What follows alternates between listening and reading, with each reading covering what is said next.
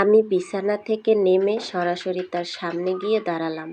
তারপর জীবনের সবটুকু সাহস সঞ্চয় করে তার হাত দুটো চেপে ধরলাম। আমি এই বাড়ি ছেড়ে কোথাও যাব না, আর এই কাগজগুলোরও আমার কোনো প্রয়োজন নেই। আরিয়ান অবাক হয়ে আমার দিকে তাকালেন। তার শান্ত চোখে এক তীব্র কৌতূহলের সৃষ্টি হলো। আমি তার চোখের দিকে তাকিয়ে বললাম, টাকা তো অনেকেই দিতে পারে আরিয়ান সাহেব, কিন্তু বুক চিরে এতটা সম্মান আর স্বাধীনতা কজন দিতে পারে? আমি আপনার এই খাঁচায় আজীবন বন্দি থাকতে রাজি, যদি খাঁচার মালিক আপনি হন। আমার কথা শুনে আরিয়ানের মুখে যে চওড়া হাসিটা ফুটে উঠল, তা আমি আমার 22 বছরের জীবনে কোনো পুরুষের মুখে দেখিনি। কিন্তু আমাদের এই সুখের মুহূর্তটা যে এত দ্রুত এক ভয়ঙ্কর জ্বরের মুখোমুখি হবে, তা আমি কখনো ভাবতেও পারিনি। ঠিক তখনই নিচতলা থেকে কলিং বেলের আওয়াজ আর চিৎকার চেঁচামেচি ভেসে এলো। আরিয়ানের মুখের হাসি এক মুহূর্তেই মিলিয়ে গেল। তার চোয়াল শক্ত হয়ে উঠল। আমি ভয় পেয়ে তাকে জিজ্ঞেস করলাম, কি হয়েছে? আরিয়ান শুধু ফিসফিস করে বললেন, ওরা এসে গেছে। আমি যে ভয়টা পাচ্ছিলাম সেটাই হলো।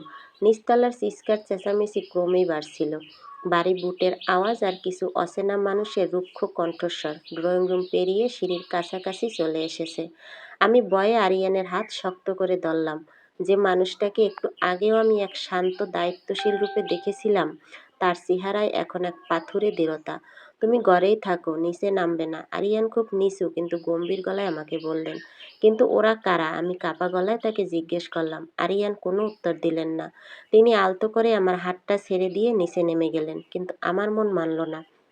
আমি লুকিয়ে সিঁড়ির আড়ালে গিয়ে দাঁড়ালাম। নিচতলার ড্রয়িং রুমে কয়েকজন সুঠাম দেহের মানুষ দাঁড়িয়েছিল, কালো স্যুট পরা, আর তাদের মাঝখানে মধ্যবয়সী এক নারী, দামি শাড়ি, হীরের গয়না, চোখে অহংকার। তিনি বললেন, অবশেষে একটা ছোট শহরের মেয়েকে গড়ে তুললে আরিয়ান, এত নিচে নামতে পারলে তুমি? আরিয়ান শান্তভাবে বললেন, কামিনী, এটা আমার ব্যক্তিগত জীবন। নারীটি কুৎসিতভাবে হাসলেন। ব্যক্তিগত? ভুলে গেছো নাকি 30 বছর আগে কি করছিলে? এই কথায় আরিয়ানের চোখ জ্বলে উঠল। আন্নার নামে একটা কথাও বলবে না তুমি। আমার বুক কেঁপে উঠল। 30 বছর আগের সেই রহস্য কি? কামিনী সোফায় বসে বললেন, মানুষ ভাবে তুমি নিঃসঙ্গ বলে নারীদের ঘেন্না করো, কিন্তু সত্যি হলো তুমি এখনো মালিনীর বিশ্বাসঘাতকতা বলতে পারোনি, যে তোমার সব ব্যবসার তথ্য বিক্রি করে একদিন পালিয়ে গিয়েছিল। আমার মাথা ঘুরে গেল। এটা কি সত্যি? কামিনী এবার টেবিলে কাগজ ছুঁড়ে দিলেন। এই কোম্পানির শেয়ার আমাদের নামে করো, না হলে আমরা সংবাদ মাধ্যমে বলবো তুমি এই মেয়েটাকে জোর করে রেখেছো। আরিয়ান কলম তুললেন। তার চোখে প্রথমবার দুর্বলতা দেখা গেল। ঠিক তখনই আমি সিঁড়ি দিয়ে নেমে এলাম।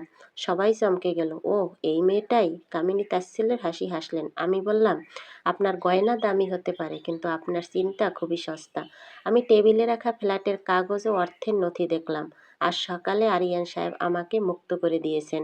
তিনি আমাকে আটকে রাখেননি। আমি নিজের ইচ্ছায় তার পাশে আছি। ঘরটা নিস্তব্ধ হয়ে গেল। আরিয়ান আমার দিকে তাকিয়ে রইলেন। তার চোখে প্রথমবার জল। কামিনী কিছু বলার আগেই আরিয়ান উঠে দাঁড়ালেন।